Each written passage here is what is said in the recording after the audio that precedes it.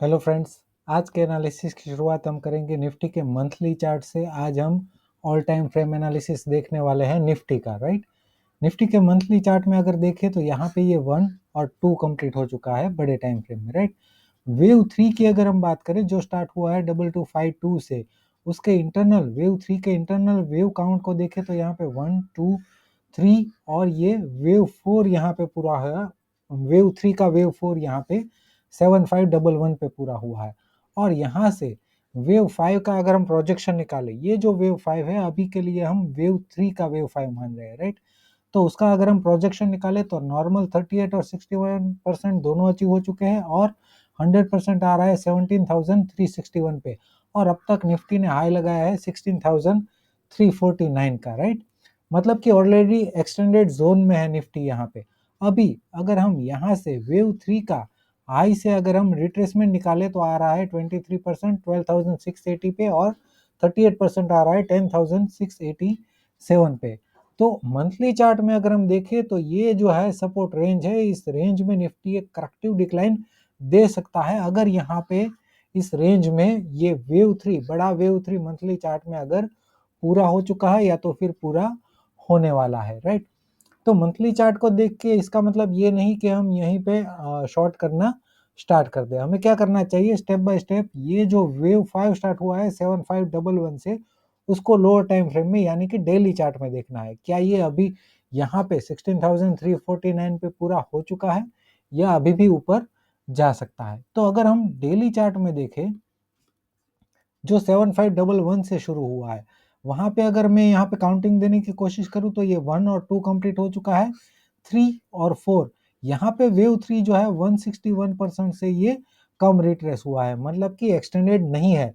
तो वेव 5 जो है एक्सटेंडेड होना चाहिए, यहाँ पे ये 100% से थोड़ा कम यहाँ पे ये प्रोजेक्ट हुआ है, इसीलिए यहाँ पे मैंने वेव 5 यहाँ पे कंसिडर किया है, ना कि यहाँ पे, राइट।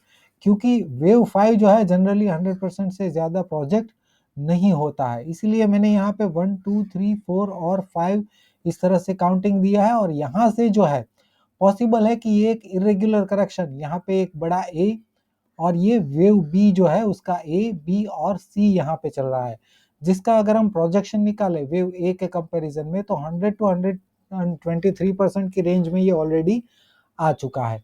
तो क्या यहाँ पे ये ए बी और ये वेव सी पूरा हो चुका है, मतलब कि ये ए और यहाँ पे ये बी पूरा हो चुका है, तो वेव सी जो है एक बड़ा डिक्लाइन नीचे की तरफ दे सकता है। तो क्या हम यहाँ पे भी डेली चार्ट को देख के वेव सी के लिए शॉर्ट करना स्टार्ट कर दे? बिल्कुल नहीं।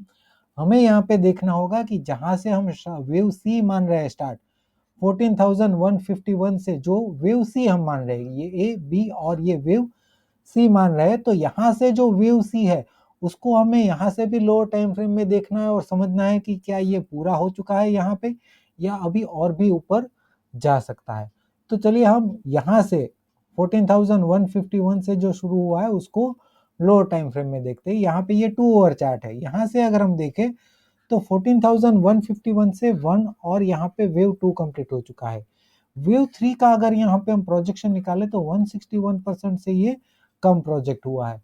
तो हम कह सकते हैं कि वेव 5 जो है वो एक्सटेंडेड होना चाहिए, यानी कि उसका मिनिमम टारगेट 61% का होना चाहिए। तो 2 आवर चार्ट में अभी भी हमें लग रहा है कि निफ्टी जो है एटलीस्ट 16,632 तक जा सकता है, ऐसा हमें 2 ओवर चार्ट को देख के लग रहा है। अब यहाँ पे ये 4 कंप्लीट होने के बाद ये जो वेव 5 स्टार्ट हुआ है उसको भी हम लोअर टाइम फ्रेम में देख के समझने की कोशिश करें कि अगर यहाँ से निफ्टी डिक्लाइन देता है तो हमारा ब्रेक इवन पॉइंट कहाँ पे होना चाहिए, कहाँ पे हमें मान लेना चाहिए कि अब यहाँ से नेगेटिव भी हो सकता है। तो उसके लिए 15,513 से जो बाउंस है उसको भी हम क्या करते हैं, लोअर टाइम फ्रेम में देख के समझने की कोशिश करते हैं। 15,513 से जो है यहाँ पे अगर हम देखें तो ये 1 और 2 कंप्लीट हो चुका है as a irregular correction. Wave 3 की अगर हम बात करें तो ये 1 2 और 3 कंप्लीट हो चुका है। वेव 4 जो है अभी भी लग रहा है काफी कॉम्प्लेक्स पैटर्न चल रही है, पॉसिबल है कि ये ए बी और सी या फिर यहाँ पे पूरा हो चुका है या इस रेंज में पूरा हो सकता है और यहाँ से फिर से वेव 5 हम मान के चल सकते हैं। मैंने यहाँ पे प्रोजेक्शन इसीलिए नहीं निकाला है क्योंकि अभी हम यहाँ से निकालेंगे और अगर इस रेंज में डिक्लाइन देता है और लो बना के बाउंस करता है तो प्रोजेक्शन हमें यहाँ से भी निकालना पड़ सकता है। तो जो भी यहाँ से अगर बाउंस करता है तो यहाँ से प्रोजेक्शन निकालेंगे वेव 5 का, अदरवाइज इस रेंज में लो बनता है तो वहां से वेव 5 का प्रोजेक्शन हम निकालेंगे। अगर आपको पता है कैसे निकालने हैं तो आप निकाल सकते हैं 0 से लेके 3 तक का जो भी मूव है वहां से यहाँ से जो भी लो होगा 38 to 61% आपको ऐड कर देना है, राइट। तो फिर से यहाँ से वेव 5 के लिए बाउंस हो सकता है, लेकिन ब्रेक इवन पॉइंट क्या होना चाहिए, कब हम मान लेंगे कि यहाँ से नेगेटिव भी हो सकता है। तो ये 38% यहाँ से लेके यहाँ से हम वेव 3 मान रहे हैं, राइट। तो यहाँ से लेके यहाँ तक का अगर हम रिट्रेसमेंट निकाले तो 38% आ रहा है 16,118 पर, राइट।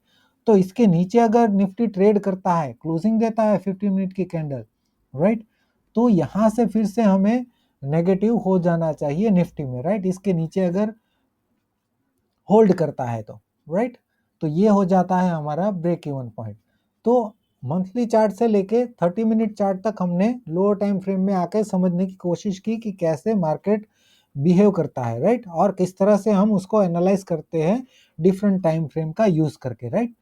हो सकता है कि आपको थोड़ा सा कंफ्यूजन रहे कि बड़े टाइम फ्रेम में कुछ और पिक्चर है और जैसे जैसे हम लोअर टाइम फ्रेम में आते हैं तो पिक्चर चेंज होता रहता है। उसका रीजन ये है कि शायद हम बड़े टाइम फ्रेम में कहीं पे वेव आइडेंटिफिकेशन में गलत हो, इसीलिए ऐसा पॉसिबल हो सकता है। लेकिन छोटे छोटे टाइम फ्रेम में जाके हमें मार्केट को समझना है। अभी के लिए जो भी सिनारियो था मैंने 30 मिनट तक आके आपको समझाया, और ब्रेक इवन पॉइंट हमें अभी तक यहाँ पे मिल रहा है 16,118 के नीचे अगर ट्रेड करता है तो यहाँ से फिर से नेगेटिव हो सकता है। तो रेगुलरली मैं ये अपलोड करता रहता हूँ, जैसे भी बड़े टाइम फ्रेम में भी कुछ चेंजेस मुझे नजर आते हैं तो मैं वो भी आपके साथ शेयर करूंगा। वीडियो अगर अच्छा लगा है तो लाइक कीजिए। वीडियो देखने के लिए आपका बहुत बहुत शुक्रिया, धन्यवाद।